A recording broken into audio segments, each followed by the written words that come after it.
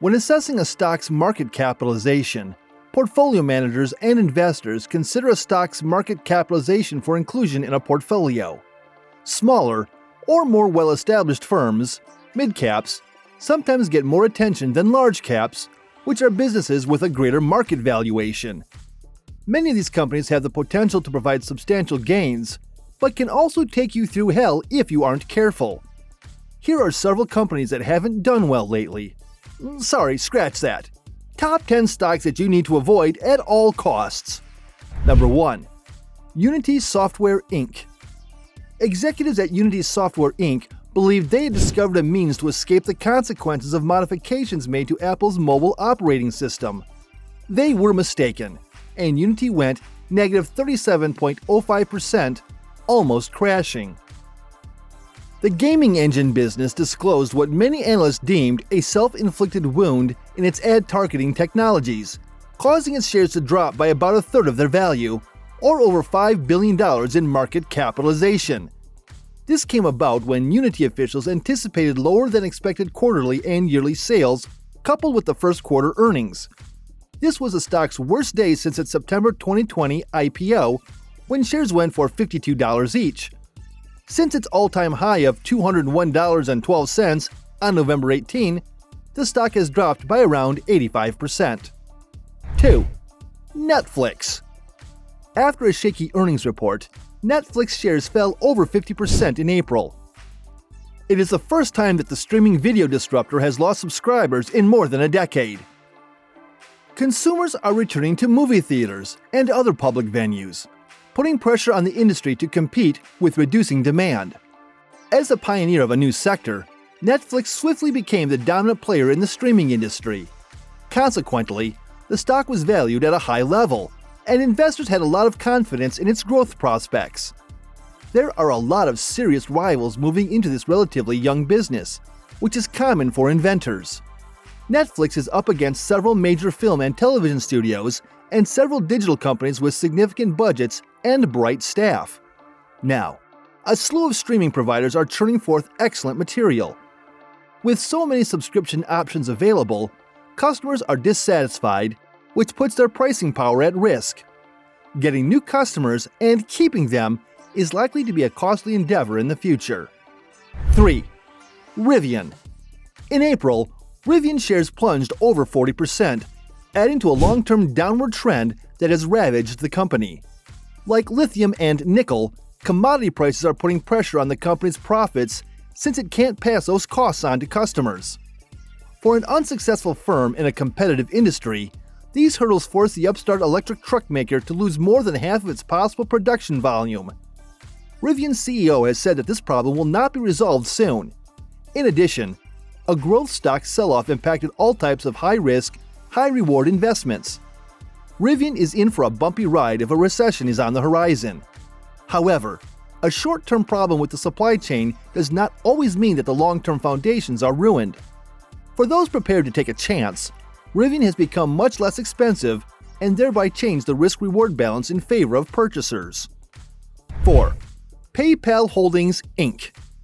PayPal Holdings Inc., the digital payment platform, is on the decline due to Amazon's introduction of Buy with Prime. One of PayPal's major threats is the proliferation of digital payment methods, including click-to-play, buy now, pay later, digital wallets, etc. As the environment changes and the way individuals and businesses do business, PayPal is becoming a minor player in the fine tech arena. PayPal is still trading despite its one-year fall of more than 67%. It's hardly unexpected that momentum has been poor when the valuation grade is paired with a D+ growth rating. According to S&P Capital IQ, until mid-February 2022, PayPal's future price-to-earnings multiple had never fallen below 20 times. By the end of May 12, it had fallen as low as 10 times. PayPal's quarterly performance shows that the momentum statistics are bearish, and there's nothing to get thrilled about. 5. Chewy. When it comes to poorly performing firms, Chewy stands out as one of the firms making headlines. Pet supplies have recently declined, which is odd given that so many of us got pets during the epidemic 2 years ago. However, although this trend has been a boon for investors, the publicly listed companies cashing in on it have become true duds. Chewy's fiscal earnings momentum isn't looking good. Chewy stock has plummeted, posting a larger loss than projected and providing a shaky outlook. Long-term prospects are good, but investors are keen because it has fallen by more than 58% year-to-date, up from 57.48 to 23.67. This is alarming, and investors have continued to withdraw in fear of more losses. 6. AMC Entertainment.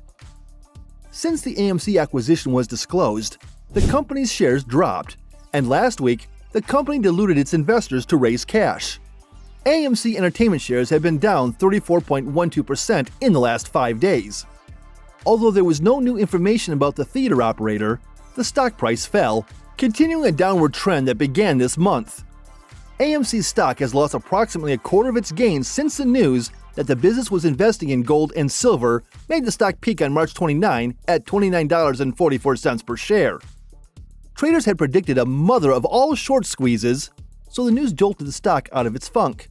However, the upward momentum rapidly faded and it's currently heading back down.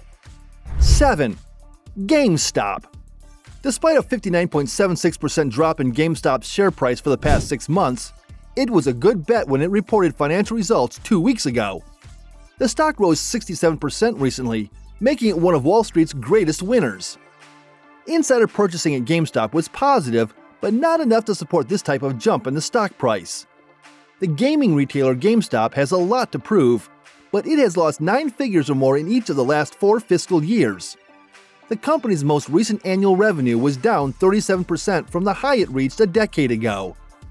Digital distribution is eroding its original business model, and the company will continue to suffer losses until it can afford to reimagine itself. 8. iRobot. The company that revolutionized appliance robotics and seemed like a significant military robotics contender a decade ago is still trying to connect with investors. It has lost half its worth in the last year, plunging to a 2-year low last week. Still, iRobot is a promising investment. Revenue grew by at least 7% for 9 consecutive years, with a double-digit increase in all but 2 of them. But it has recently been stumbling. First-half revenues are expected to fall as a result of supply chain issues. As a result, iRobot has had 2 consecutive quarters with a loss. iRobot expects its profits per share to vary from a loss of 23 cents to a profit of 27 cents by the end of 2022. And a 75% drop in earnings from 2021's already lowered level is predicted at the midpoint of the projection range, which works out to only 2 cents per share. No wonder investors in iRobot are angry. 9. Tupperware Brands. Tupperware was a household name back in the 70s and 80s, wasn't it? Tupperware hasn't had a good run. It cut its dividend 3 years ago. If a company continues to decline, dividends must be reduced for sustainability. More than 6 out of the previous 8 years have seen declines in sales.